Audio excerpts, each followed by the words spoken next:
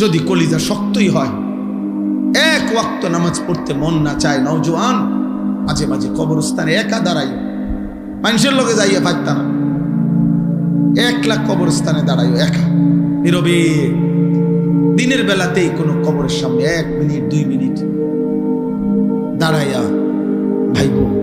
এই মানুষগুলো জমিনে কোলাহল করত, এই জমিনে এই মানুষগুলো ব্যস্ত ছিল। আজ পৃথিবী ঠিকই আছে, ওরা আর নাই।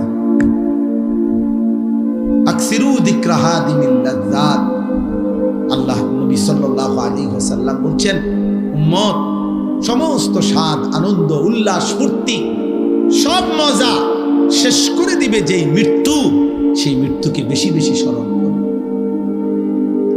সব সব ঠান্ডা করে দাও, সব স্তব্ধ করে দাও, সব স্তব্ধ করে দাও।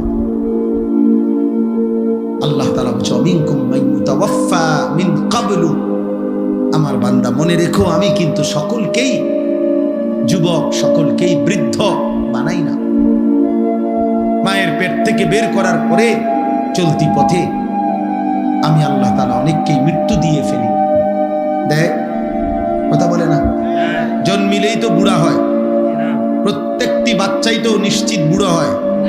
বুড়ো হয় 3 বছরের বাচ্চা কবরে নাই, 3 দিনের বাচ্চা কবরে নাই, 6 বছরের বাচ্চা কবরে নাই। তাইলে তুমি কোন হিসাবে ভাবছো তুমি আরো 30 বছর বাঁচবা?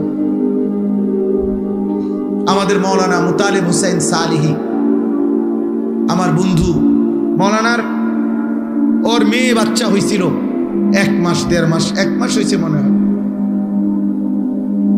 এই গত 3 দিন আগে এই বাচ্চা অসুস্থ ছিল, 1 মাসের বাচ্চা, 1 মাস। ঢাকা নিছে, মোহাম্মদপুর শ্যামলী বড় হসপিটালে ভর্তি করাইছে। আগের দিন রাত্রে আমারে ফোনে কইতেছে, আনিস, আমি বললাম কি অবস্থা বাচ্চার? ডাক্তারে কি বলল?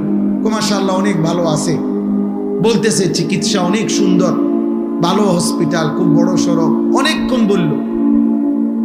পরের দিন আবার রাত্র 12:30টার দিকে আবার ফোন দিছে। ফোন রিসিভ করছি আর দেখি ও কাঁদতেছে। আরে কি হইল রে, কাঁদোস কেন? আমার আদরের বাচ্চা, কোলের বাচ্চা মারা গেছে, এই 1 মাসের বাচ্চা মারা গেছে, রাত 10টায় মারা গেছে। তখন আমি যখন শুনছি তখন 12:30 বাজে। পরে কথা বলতেছি আর সান্ত্বনা দিতেছিলাম, তো বললাম যে বাচ্চাটা এখন কোথায়, তুই কই এখন? তো একটা কথা বলছে, কয়